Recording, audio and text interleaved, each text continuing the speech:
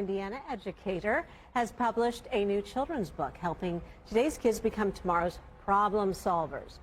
Julia Koloch is the author of The Adventures of, I hope I get this right, Mrs. Crocus and Ivy. No pockets, no problem. She joins me this morning. What a delightful book. Julia, thank you for being here. Yes. First book. Yes. Congratulations, thank you. First and foremost. Yes. Educator. Where were you a teacher? Well, I'm proud to say I got my degree from Purdue and then went off to teach in Culver, Indiana for a couple of years, and then later in the Boston area for quite a few years. And I understand kindergartners? Kindergarten primarily, yes. Okay.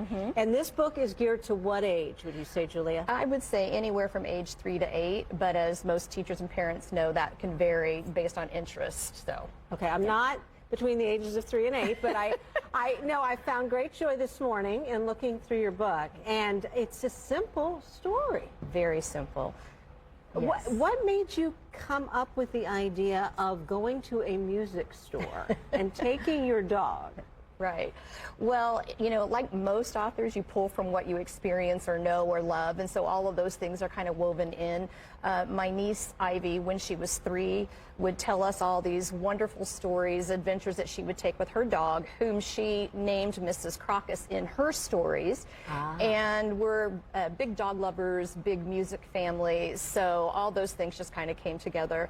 Her father happens to play the guitar and be a good musician himself, so it just felt right to have them go on a quest to the music store, and it mimics some of the things that she would share. So she was always sure to let us know that she and Mrs. Crocus rode in a black Mini Cooper, and all these wonderful things would happen along the way. So that's kind of where it all began.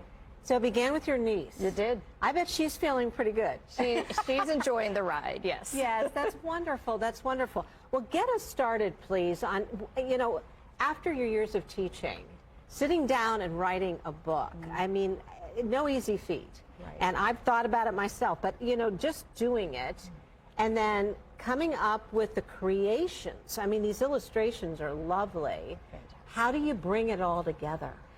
Well, at some point you do have to say, I'm just going to put this on paper, because you go around for quite a while, you know, with the ideas in your head. And so I just decided it was time, and I just put it on paper and started to work it through and decided I was going to make this happen. And so it took about a year to bring it to full fruition, and then had to find an illustrator, because that is not where my talents lie. And my illustrator was fantastic. You know, I had a vision for many parts of what the illustrations would look like, and he was fantastic to work with and made sure that happened. I think as a kindergarten teacher, I had so many picture books in my own collection, many of which were chosen because I fell in love with the art, that I knew that would be very important. Well, and going about finding the right people, you know, to work with. Not all from Indiana, or no. So. Yeah. Give one advice, if you could, one tip, one piece of advice to those aspiring writers out there who say, I think I can get it on paper, but then where? Then what do I do? Right. First of all, find an editor, whether that be through an independent hybrid publishing company or just an independent editor. Definitely get an editor, because they will ask you questions and make you think about the words, but in a way that you wouldn't normally.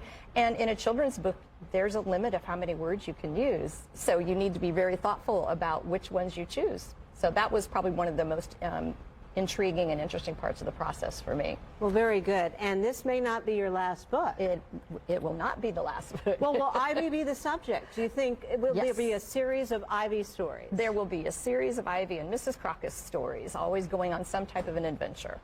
I'm still struggling with the dog being called Mrs. Crocus. I mean, but it's clever. I mean, it's memorable, and the illustrations. I mean, truly, the color just pops off the page. So, congratulations to you, Julie.